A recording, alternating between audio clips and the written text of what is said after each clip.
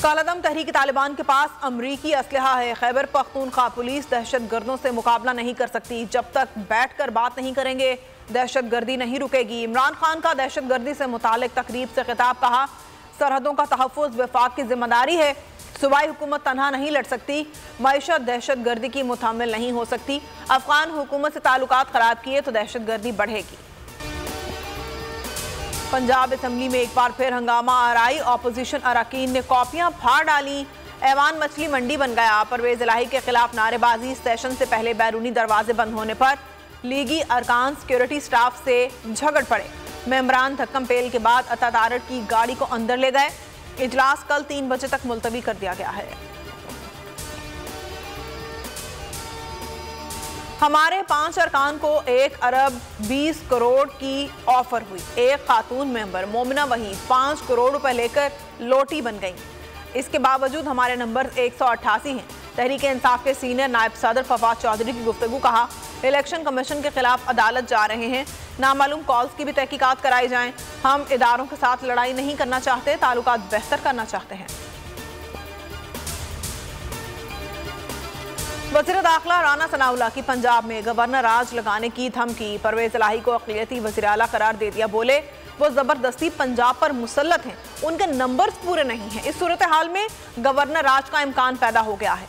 Punjab assembly के बाहर शहरी ने राना सनाउल्लाह की गाड़ी पर जूता दे मारा।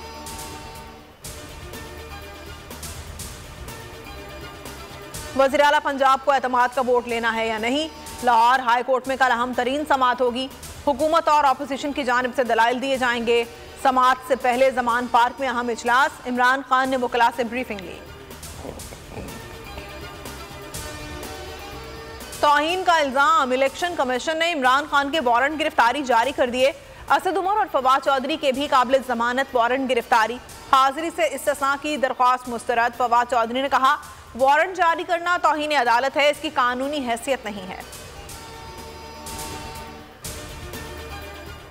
बैरूनी इमदाद के मामले पर इमरान खान और शहबाज शरीफ आमने सामने।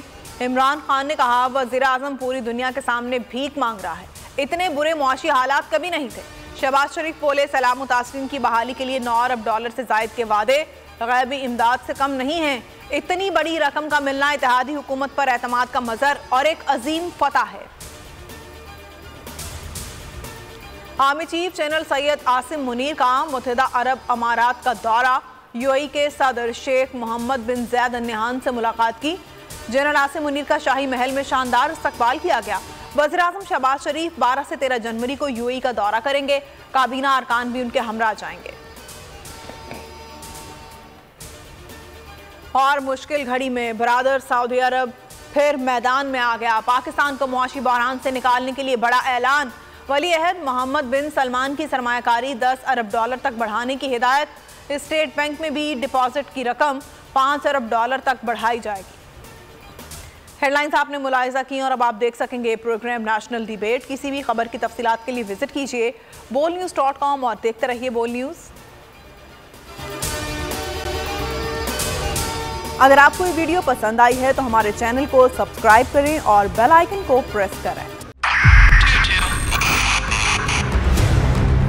2022 बहुत सारे तोहफे भी देखे गया पाकिस्तान की आवाम को। पाकिस्तान की आवाम को एक तोहफा ये दिया कि आवाम को पता चल गया कि पाकिस्तान का मीडिया क्या है। साल 2022 में सबसे ज्यादा देखे जाने वाला चैनल बोल न्यूज रहा नंबर 1। हमने बहुत सारे शोज और ट्रांसमिशंस की। पूरा साल मुसलसल जदोजहद में निकल गया कि ये वोट ऑफ कॉन्फिडेंस के पीछे कौन लोग थे।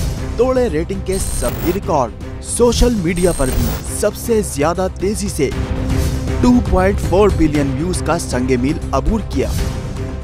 एंकर्स को भी आवाम में सबसे ज्यादा मकबूलियत मिली और सोशल मीडिया पर भी बोल रहा सब पर भारी। सब्सक्राइब करें और बेल दबाएं ताकि कोई खबर रह न जाए।